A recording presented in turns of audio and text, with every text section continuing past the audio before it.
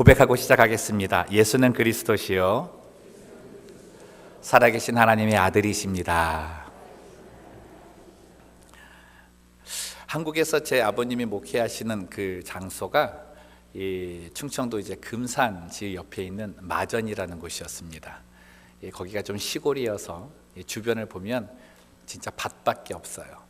근데 그 밭 중에서 좀 큰 밭이라고 하면 이 포도밭이 있었습니다.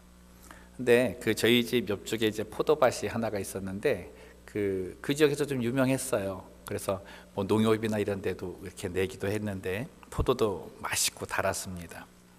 해마다 철이 되면 포도 열매가 맺히잖아요. 그러면 이제 제 아버님하고 이렇게 그 포도밭 옆을 이렇게 걸어가요. 그럼 그 포도에서 나는 단내가 너무 좋은 거예요. 그래가지고 도저히 그 유혹을 이길 수가 없어서 꼭 거기를 지나갈 때마다 포도 몇 송이를 사게 됐습니다. 여러분 그런 경험이 있지 않습니까? 배는 안 고픈데 이렇게 길 지나가다가 맛있는 그 냄새가 나는 식당을 딱 지나가게 되면 나도 모르게 그 안에 들어가는 경우가 있잖아요. 난 그런가 보면 식탐이 있는 것도 아닌데 여하튼 그래가지고 이제 포도송이를 사와요. 그래서 주인에게 얘기하죠.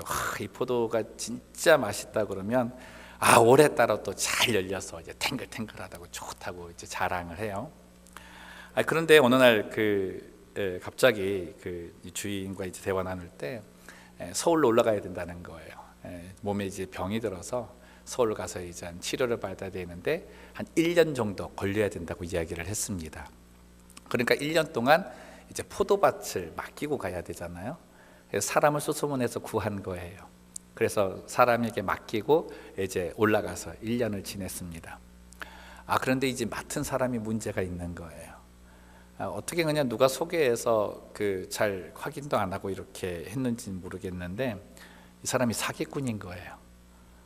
그래가지고 이 포도밭을 팔려고 하는 거예요. 자기가 주인이라 그러고서 허위 계약서도 다 만들고 문서도 다 만들어서 그 지역 말고 다른 지역에 있는 사람들에게 다 알려가지고 이제 팔려고 막 하는 거죠. 그런데 이제 그 주변 사람들이 이렇게 보니까 이 포도밭에 낯선 사람들이 다 왔다 갔다 하는 거예요. 그러니까 이 사람들이 포도를 사가는 줄 알고 이렇게 유심히 봤더니 포도는 사가는 게 아니라 밭만 이렇게 돌리다 가는 거예요. 이상하잖아요. 그래서 이 주인 친구 되는 그 주변 사람들이 주인한테 전화를 한 거예요. 야, 이상하다. 이상하게 낯선 사람들이 당신 밭에 와서 이렇게 보고 이렇게 간다. 한번 좀 내려와야 되겠다. 치료를 받다가 이제 그분이 급하게 부랴부랴 내려왔습니다. 아니나 다를까. 진짜 이거 뭐 한 달, 2달 후면 이제 넘어갈 판인 거예요. 그래가지고 그거를 이제 확인을 하고 발견을 하고 이제 관리하는 사람, 맡긴 사람을 찾기 시작을 했죠. 이제 사기꾼이 뭐 있겠어요. 주인 내려온다는 소식을 언제 어떻게 알았는지 모르겠는데 바로 도망을 가버린 거예요. 다행히 이제 밭은 구했어요. 근데 그 다음이 문제였습니다. 이 사람이 밭을 판다고 생각을 하니까 그 다음부터 밭을 관리를 안 한 거예요. 그리고 그 사람들에게 보여주고 싶은 곳만 이렇게 잘 가꾸고 나머지는 엉망이었습니다. 걸음도 맞지 않는 걸음을 줘가지고 땅도 다 망가져서 나중에 와서 보니까 그 포도밭을 다 기경해야 됐어요. 나무도 다 뽑아야 됐고 다시 시작해야 되는 거죠. 너무너무 속이 상했는데 뭐 어쩔 수 없지 않습니까? 그런데 이제 아직 병이 다 낫지 않았잖아요. 다시 가서 치료를 받아야 되거든요. 문제 뭐냐면 또 사람을 구해야 돼요. 이번에는 누구를 구할까? 너무너무 고심이 되는 거죠. 그런데 진짜로 이렇게 어떻게 정말 친한 지인이 그 사정을 듣더니 아주 좋은 사람 한 사람이 있다고 한번 써보라 그러는 거예요. 너무나 다급하니까 어떡하겠습니까? 그 사람 와서 이제 한번 일해보라고 한 거죠. 근데 그 사람이 너무 좋은 사람인 거예요. 정말 자기에게 맡겨진 밭을 이 주인보다도 더 열심히 가꾸기 시작을 하는 겁니다. 그래서 그 밭을 다 갈아엎은 것도 뭐 자기가 다 하고, 그다음에 나무를 이제 심는 것도 1년 한 6개월, 7개월 지나야 이제 땅이 되잖아요. 거름 주는 모든 과정을 혼자서 다 하고 일꾼 불러서 다 하는데 땅이 1년 만에 다 개간이 돼가지고 정말 옥토로 변한 거예요. 그 다음 해에 나무를 심고 이제 포도를 거두는데, 아시다시피 포도나무는 바로 심어서 바로 못 얻어요. 한 해 지나야 이제 얻기 때문에 한 1, 2년 손해를 봤습니다. 그 이후에 이제 그 예전의 포도원의 모습을 되찾아 가지고 또 주인도 이제 병을 고치고 내려와서 만나러 갔죠. 그래서 이제 그 기분 좋은 말을 던졌어요. 야, 포도밭이 예전하고 똑같아졌습니다. 그랬더니 뭐 주인도 너무나 흐뭇해하는 거예요. 근데 그 주인이, 저는 포도밭을 칭찬했는데 그분이 이렇게 말을 하더라고요. 그렇죠, 포도밭 너무 좋아졌죠. 사람 하나 잘 뒀더니 야, 포도밭이 이렇게 달라졌어요, 그러는 거예요. 나는 포도밭 칭찬했는데 그 사람은 사람을 칭찬하더라고요. 그러면서 생각을 해봤어요. 야, 포도원이 제대로 되는 건 포도원이 아니라 포도원을 가꾸는 사람이 제대로 되면 되겠구나. 그래서 포도원의 회복은 사람의 회복이면 되겠구나라는 생각을 가지게 된 거죠. 제가 이 서두에 여러분하고 이 이야기를 나누는 이유가 있습니다. 오늘 함께 읽은 이 본문 말씀 가운데에 이제 예수님께서 포도원의 비유를 하시는데, 저는 말씀 읽다가 이 포도원이 지금 제가 살고 있는 삼터라는 생각을 좀 해본 거예요. 이사야 5장에 보면 하나님께서 사랑하는 자에게 포도원을 만들어 줬다 그러거든요. 근데 그 포도원을 우리가 관리하는 사람들이 제대로 사용하지 못해서 과실도 얻지 못하고 버림받는 그 땅이 되었다라고 하는 말씀이 나오는데, 이따 결말 부분에도 함께 나누겠지만, 내 삶의 산터가 포도원이라고 생각을 했을 때 한 해를 이렇게 돌아본 거예요. 여러분은 어떠십니까? 여러분 그 산터를 이 포도원과 한번 비교를 해보셨을 때 여러분의 포도원은 지금 온전하게 잘 돼 있습니까? 나무들은 잘 자라고 열매는 잘 맺히고 계시나요? 아니면은 정말 뭐 어떻게 잘못 관리가 되어서 망가져가지고 손댈 부분은 있지 않는가, 한번 생각해보는 시간을 좀 가졌으면 좋겠는데요. 오늘 이 비유의 말씀을 함께 보면서 저는 우리에게 주신 우리의 삶터 하나님의 포도원을 한번 살펴보았으면 좋겠습니다. 비유의 내용은 그렇습니다. 한 주인이 이제 포도원을 아주 멋지게 만들고서 타국으로 가게 됐습니다. 가면서 농부들에게 세를 줬어요. 그래서 소출이 나면 소출의 얼마를 나에게 주라. 그리고 나머지는 너희가 먹고 살면 된다. 그리고 타국으로 가서 이제 소출할 때가 되니까 종을 보낸 거죠. 너 가서 그 농부들에게 좀 세를 받아와라. 그런데 처음에는 뭐 그 농부들에게 세를 주면서 땅을 줬을 때 기뻐하면서 그러겠다 그러겠죠. 근데 마음이 바뀐 거예요. 소출이 얼마나 많은지 모르고 얼마나 그 자신들의 그 부가 축적됐는지 몰라도 종이 오자마자 이 종을 때리기 시작을 한 겁니다. 그리고 처음에는 아무것도 들려보내지 않고 떠나보낸 거예요. 주인이 보니까 너무 황당하잖아요. 그리고 다시 종을 보내는 겁니다. 그리고 그 종을 보내면 보낼수록 이 사람들의 행하는 그 행동이 더 악해지기 시작을 하는 거예요. 또 보내는 거예요. 또 보내는데 더 악해진 행동을 하는 거예요. 어디까지 가요? 마지막에는 그 종을 죽이기까지 하는 거예요. 그래갖고 이 주인이 너무나 화가 나잖아요. 그래도 한 번 더 참고 기회를 준다 해서 자기에게 있는 그 사랑하는 아들을 이제 보냈어요. 이 주인의 생각에는 그래도 주인의 아들이니까 이 종들이 존대할 것이다. 그래 때리거나 이렇게는 하지 않고 마음 뉘우치고 세를 줄 것이다. 이러고 보낸 거죠. 근데 웬일이에요? 이제는 그 아들까지 죽이면서 그 포도원을 자기 것으로 삼겠다라고 아예 선언을 하는 겁니다. 아들의 죽음을 보고 주인이 어떻게 해요? 너무나 화가 나서 이제는 자기가 직접 가가지고 그 농부들 모두를 진멸하고 나머지 이 남아있는 밭들을 다른 사람에게 주면서 경작을 시켰다는 그런 내용이 적혀져 있습니다. 이 비유를 풀어보면 이렇죠. 포도원 주인은 하나님이시고요, 포도원은 이스라엘입니다. 그들이 사는 땅, 그들이 사는 모든 환경 하나님께서 주신 것이고, 거기에 나오는 악한 소작인들은 누구겠어요? 그 당시 유대 종교 지도자들이었습니다. 그리고 아들, 사랑하는 아들이라고 하는 것은 하나님의 아들 우리 예수님이시고요, 미리 보낸 종들은 신실한 제사장들, 신실한 선지자들이겠지요. 그리고 마지막에 이제 농부들 다 진멸하고 이 밭을 다른 사람에게 준다 할 때 다른 사람들은 예수를 믿기로 작정한 이방인들을 이야기합니다. 하나님께서는 이스라엘 백성들에게 아주 멋진 포도원을 만들어 주신 거예요. 근데 유대 종교 지도자들이 그 포도원을 자기 것으로 여기면서 그 포도밭을 아예 엉망으로 만들어 놓은 거죠. 하나님도 떠나게 만들고 알지도 못하게 만들고 새 속에 탑만을 쌓는 그런 곳으로 변화시켜 버렸습니다. 하나님께서 그것을 보시고 이제는 사랑하는 아들 예수님을 통해서 그들을 건지시고자 이 땅에 보내셨다라고 하는 비유의 말씀을 주시는 거죠. 여러분, 포도원의 회복은 그것을 관리하는 농부의 회복이라고 말씀을 드렸습니다. 이 비유의 말씀을 보면서 우리들이 정말 우리 마음속에 깊이 깨달아야 될 것은 내 삶의 포도원을 허락해 주신 그 하나님, 그 하나님이 정말 내 삶의 주인이시냐라고 하는 겁니다. 내게 허락해 주신 모든 환경의 주인이 하나님이시냐라는 질문에 나는 어떻게 대답하시겠느냐라는 것이죠. 정말 우리가 하나님께서 주신 포도원의 소작인으로 농부로서 온전해지려면 내 삶의 로드십을 바로 가져야 됩니다.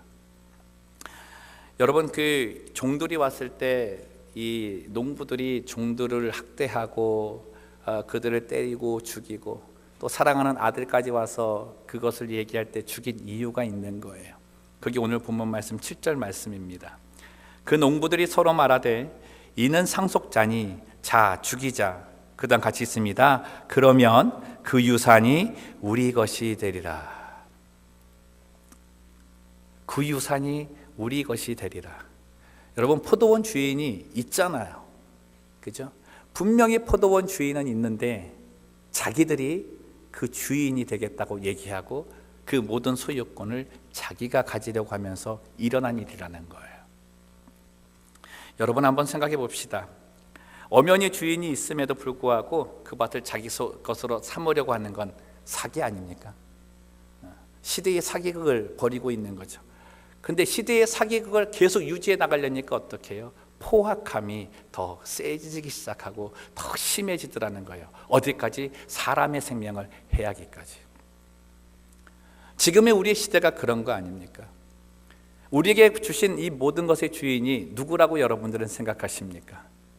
아마 하나님이라고 생각하실 겁니다. 그런데 정말 하나님이라고 생각하십니까? 아니면 여러분 스스로라고 생각하십니까? 내게 주어진 모든 것들, 내가 얻은 모든 것들, 내가 누리고 있는 모든 것들의 주인이 나라는 생각에서부터 시작했을 때 우리 안에 일어나는 죄성이 있다는 거죠. 그게 시기심과 소유욕이라는 거예요.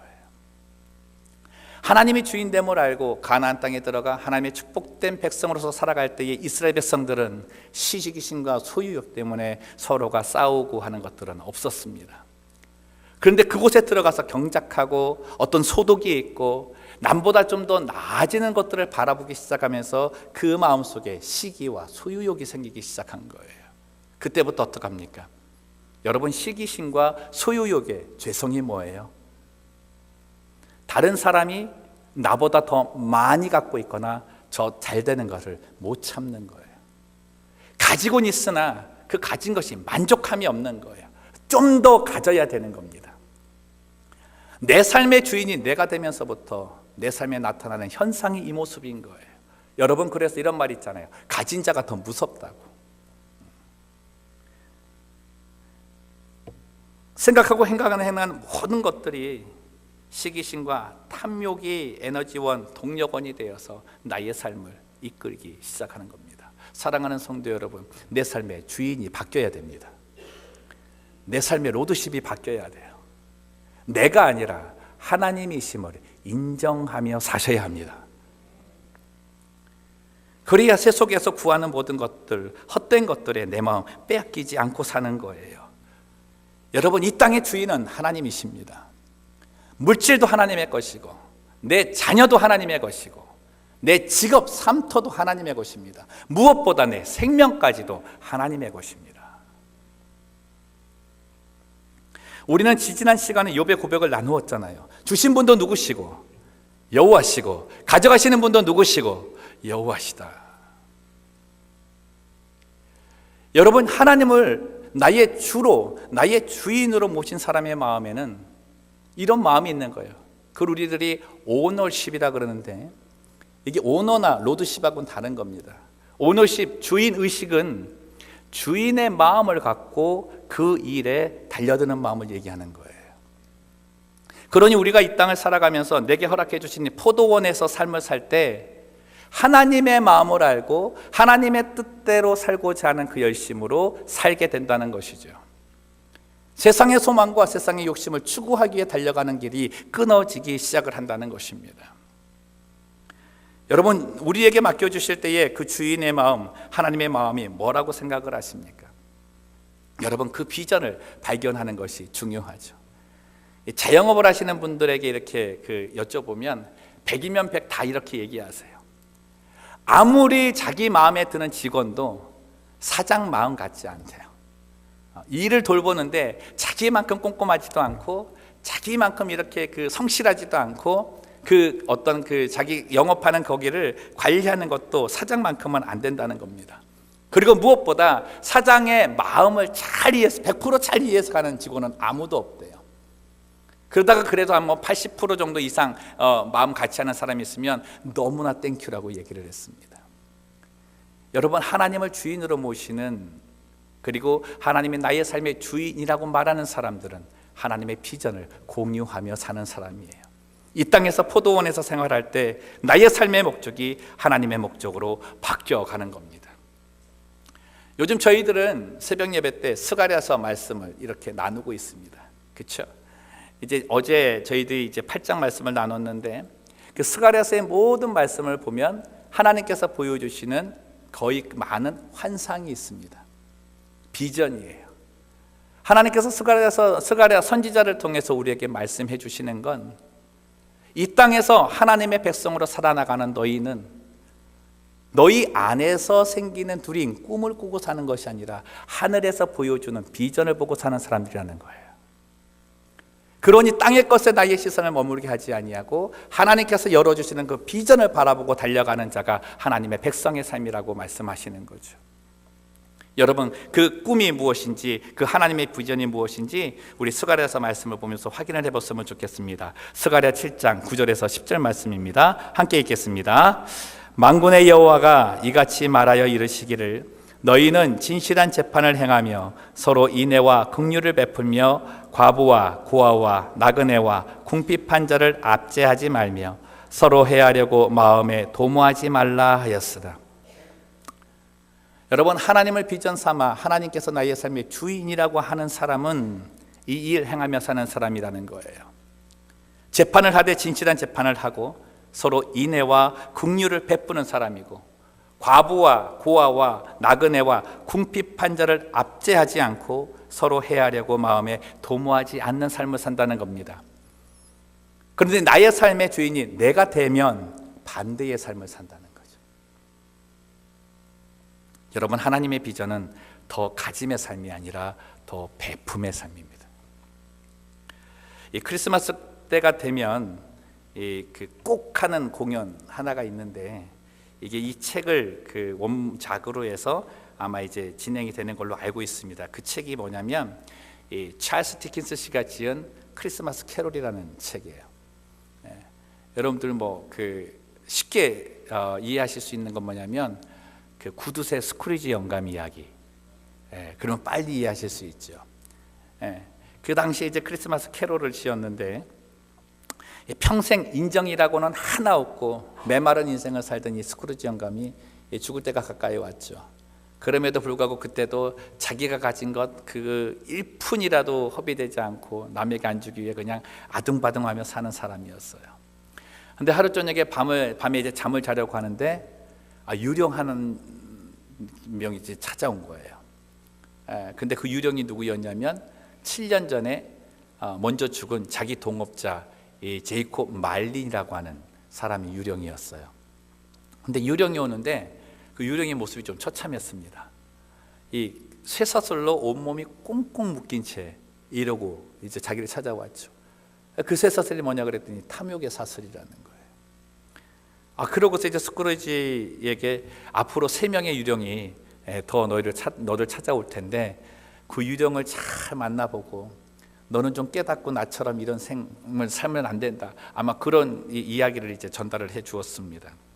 그 세 유령이 보여주는 게 참 의미가 있는 거예요. 첫 번째 유령은 과거의 유령이었습니다. 흰 옷을 입고 이 초를 들고 좀 뭐라 그럴까 좀 밝은 분위기로서 이제 그 찾아왔어요. 스크루지를 데리고 자기의 과거를 싹 보여줍니다. 어렸을 때 좀 가난하게 살았어요. 그러다 보니까 뭐 사랑도 못 받고 자라다가 그러나 어느 정도 이제 성장하고 나니까 그래도 순수한 청년 때 사랑도 하게 되고 남도 도와주며 살았던 거죠. 근데 어느 순간에서부턴가 이 돈에 애착을 갖기 시작을 하면서 사람이 돌변하기 시작한 거예요. 그래서 수존노가 되어가는 과정을 그에게 보여줍니다. 그러면서 깨닫게 하는 거죠. 나도 저럴 때가 있었는데 어쩌다가 내가 지금 이 모습이 되었을까. 그러고 갔어요. 그 다음에 이제 현재의 유령이 옵니다. 현재의 크리스마스 유령이 와서 보여주는데 유쾌한 거인의 형상을 가지고 와요. 그리고 잔치상과 함께 등장을 합니다. 그 책에서 나타나는 이 잔치상은 베품의 상징이 있고 또 그가 가지고 있는 그 빈 칼은 화평을 이야기를 하는데 이렇게 유령과 같이 이야기를 하다가 어느 순간이 딱 되니까 이 유령이 갑자기 늙어버리는 거예요. 왜냐하면 현재의 유령은 하루밖에 못 살아요. 그렇기 때문에 하루가 다 저물 때는 갑자기 늙어서 사라져버리는 겁니다. 그때 나타나는 게 뭐냐면 오늘 내게 주어진 이 삶에서 베풀고 살지 않으면 너희의 삶은 갑자기 사라질 수 있다는 거예요.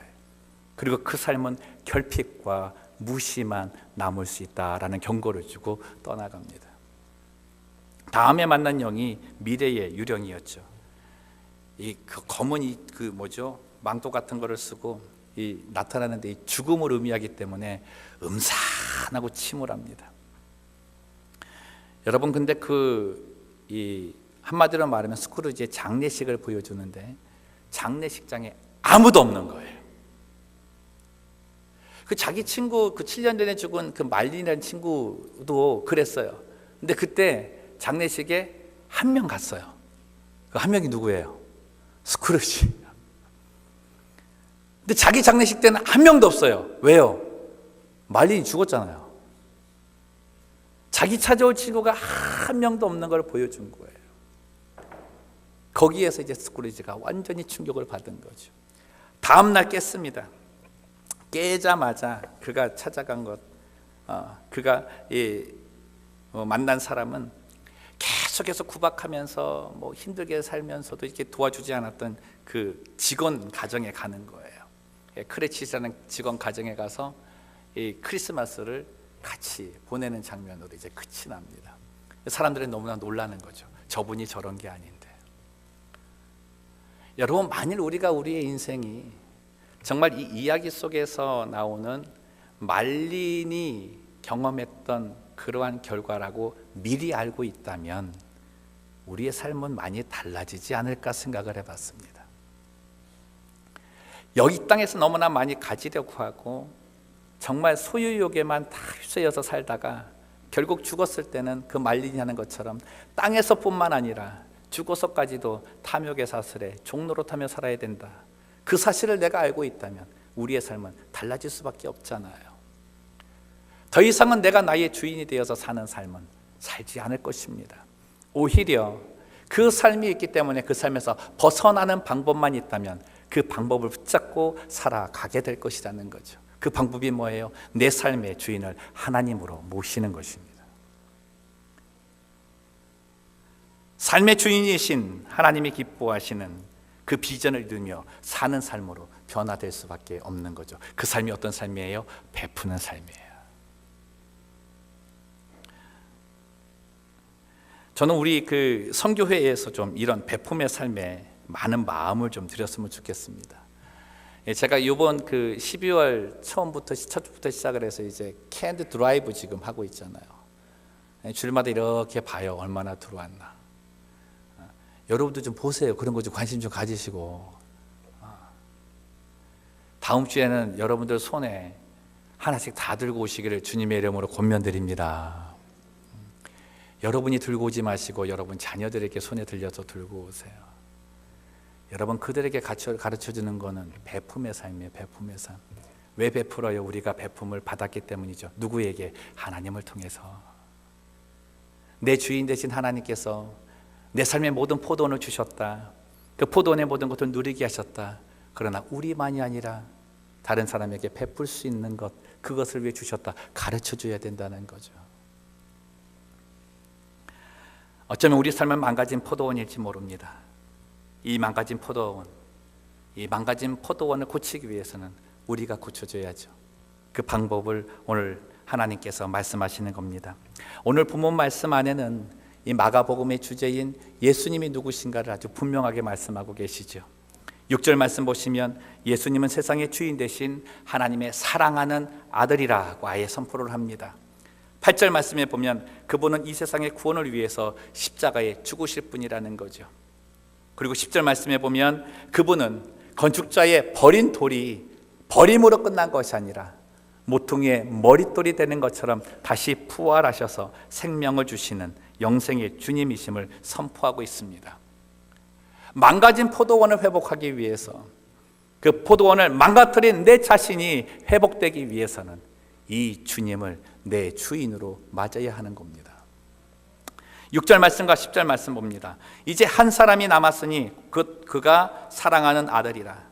최후로 이를 보내며 이르되 내 아들은 존대하리라 하였더니 10절 말씀입니다. 너희가 성경의 건축자들이 버린 돌이 모퉁이의 머릿돌이 되었나니. 이 두 말씀을 연결해서 보면 내 삶의 회복은 주인의 사랑하는 아들을 존대하는 거예요. 무시하지 아니하고 존대하는 겁니다. 그분을 건축자의 버린 돌처럼 여기지 아니하고 내 삶에 내가 짓고자 하는 건물에 모퉁이의 머릿돌이 되게 만들어주는 겁니다. 그게 회복의 첫걸음인 거죠. 여러분, 이 일은 하나님께서 계획하신 겁니다. 하나님께서 우리를 구원하시기 위해서 베풀어 주신, 하나님께서 우리에게 허락해 주신 구원의 기회라는 거죠. 여러분이 기회가 어떻게 와요? 하나님의 오래 참으심이 있기 때문에 오는 거예요. 종을 보내고 또 보내고 또 보내고 마지막에는 사랑하는 아들까지 보내시면서 내 삶에 하나님이 주신 포도원에서 누려야 되는 그 풍성함을 누리라고 하시는 하나님의 마음이 담겨져 있는 겁니다. 여러분, 성경에서 오래 참음이라고 하는 말은 하나님의 성품인데 이 말의 유래가 참 재미있습니다. 우리는 그냥 오래 참는다 그러니까 좀 그 형용사처럼 느껴지잖아요. 근데 이스라엘 나라에서의 이 오래 참다라는 말의 원형은 코가 길다예요. 코가 길다. 그러니까 유대인 친구분들이 있는 분 계신지 잘 모르겠는데 저도 아직은 확인은 못 해봤습니다. 유대인들은 화가 나면 코가 빨개진대요. 그래요? 코부터 빨개진대요. 유대인은 화가 나면 코부터 빨개지고 얼굴이 빨개진대요. 그런데 하나님께서 이렇게 오래 참는다, 오래 참으시는 하나님이라고 표현할 때 코가 길다라고 하는 이유는 하나님도 화가 나는 거예요. 화가 나는데 이 화가 나서 빨개지는 코끝이 멀기 때문에 저 끝까지 빨개질 때까지 기다려 주신다는 거예요. 여러분, 근데 어떻게 해요? 아무리 긴 코일지라도 마지막까지 빨개질 때가 있다는 겁니다.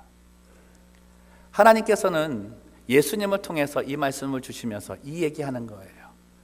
유대 종교 지도자들이 지금 하나님께서 주신 포도원을 망가뜨리고 자기 것으로 여기며 시기심과 수유욕에 가득 차 있을 때 예수님의 말씀을 통해서 구원의 기회를 던져주시는 거예요. 너희 깨닫고 돌아오라고.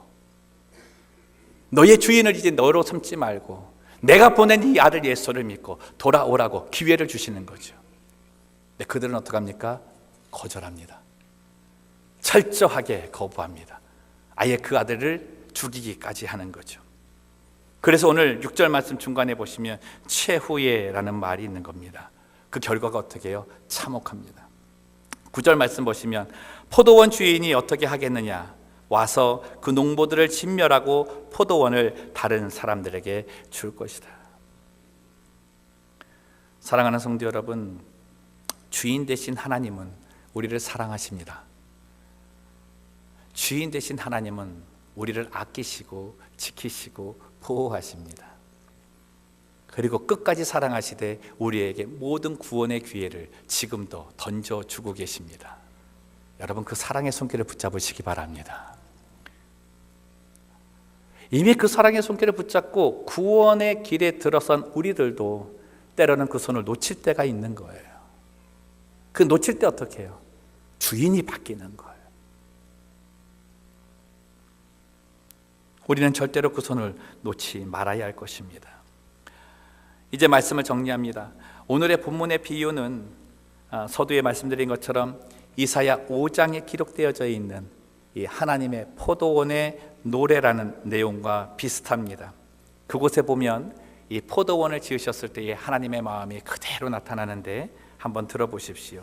이사야 5장 1절에서 2절 말씀입니다. 나는 내가 사랑하는 자를 위하여 노래하되 내가 사랑하는 자의 포도원을 노래하리라. 내가 사랑하는 자에게 포도원이 있으며 심히 기름진 사내로다. 땅을 파서 돌을 제하고 극상품 포도나무를 심었도다. 그 중에 망대를 세웠고 또 그 안에 술틀을 팠도다.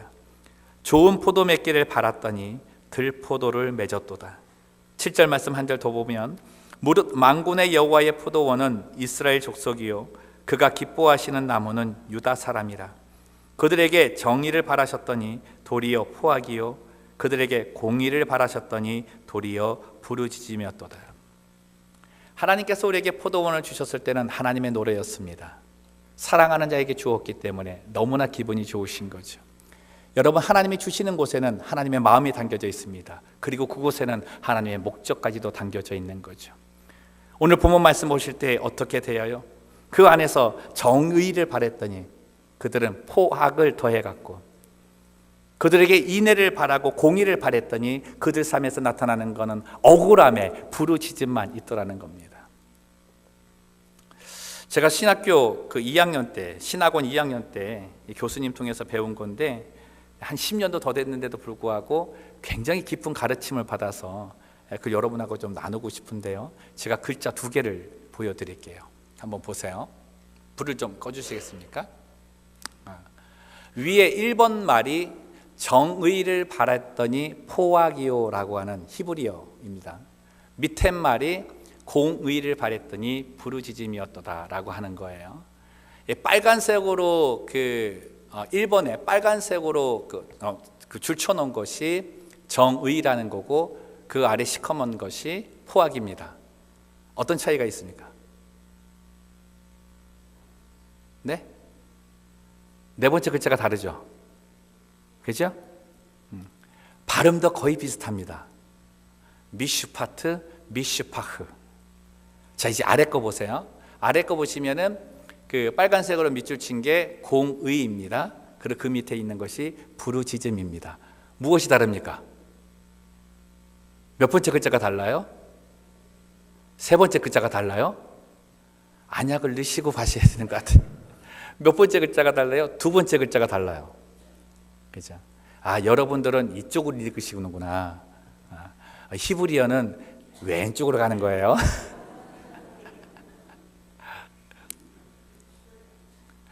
여러분, 글자를 볼 때 이제 이쪽 제가 볼 때는 이제 오른쪽에서 가고 여러분이 볼 때는 이렇게 왼쪽에서 가겠죠. 미슈파트를 말했는데 미슈파흐를 하고, 쯔다파를 말했는데 쯔아카를 얘기한다는 겁니다. 근데 여러분, 이 글자를 그냥 멀리서 보면 거의 비슷하게 보입니다. 가까이 와서 보지 않으면 분간하기 어렵다는 거죠. 여러분, 하나님께서 이스라엘 백성들에게 주신 포도원을 보실 때 그렇다는 거예요. 여러분, 비행기를 타고 위에서 포도밭을 보면 다 똑같아 보여요. 그러나 착륙해서 가까이 보면 어느 포도가 좋은 포도인지 어느 포도가 들포도인지 안다는 거죠. 사실 우리의 삶이 이런 삶이 아닌가 한번 돌아보기를 원합니다. 우리의 신앙생활 얼마든지 꾸미며 할 수 있다는 거예요. 얼마든지 가식적으로 할 수 있다는 겁니다. 어느 부분에서요? 주인됨에 있어서. 하나님, 내 모든 것이 주인이 하나님이십니다라는 것, 그리고 올 한 해에 얻은 모든 것들도 하나님의 은혜입니다라고 하는 그 고백, 그 고백에 얼마든지 가시길 수 있다는 거예요.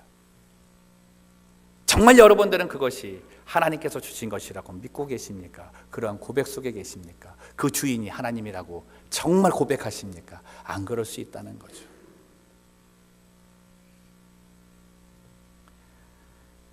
그 모습이 하나님은 들포도의 모습이라고 하시는 겁니다. 이 들포도의 원어의 뜻이 가치 없는 것이거든요. 가치 있는 땅을 주었는데 가치 없는 것을 맺고 사는 삶이라는 겁니다. 그럴 수 있죠. 화려하고 내가 가지고 있는 것으로 자랑할 수 있는 삶, 또 그것을 가치 있다 여기면서 그 가치가 영원할 것이라고 생각하며 사는 것이 우리 인생일 수 있습니다. 그런데요, 한편으로는 내가 그렇게 붙들고 내가 주인으로 여기는 그 삶은 언제라도 사라질 수 있는 가치 없는 것들이 될 수 있다는 거죠. 우리의 삶은 어쩌면 가치 없는 허성한 포도원을 만들고 가치 없는 들포도 하나를 얻기 위해 다름질하고 있는 인생인지도 모릅니다. 근데 어떻게 해요? 그 포도원이 이루어지면 좀 산 것 같고 좀 난 것 같고, 그 들포도 하나 얻으면 뭔가 된 것 같고, 그거 하나 실패하면 나의 삶엔 절망이 있는 것 같고, 그 들포도 하나 얻지 못하면 내 삶에는 낙심이 있는 것 같다고 그러고 사는 인생일 수밖에 없는 거죠. 미래가 불투명한 이 세대에 정말 그들의 노래는 절망의 노래일 수밖에 없습니다. 사랑하는 성도 여러분, 하나님께서 우리에게 주신 포도원의 노래는 희망의 노래입니다. 절망이나 낙심이나 그러한 노래를 주시기 위해 우리에게 주신 포도원이 아니라는 거예요. 우리의 포도원의 주인은 하나님이십니다. 그리고 그분이 주인 되시는 포도원에 소망이 있습니다. 여러분, 포도원은요, 아무 곳에나 있을 수 있는 게 아니에요.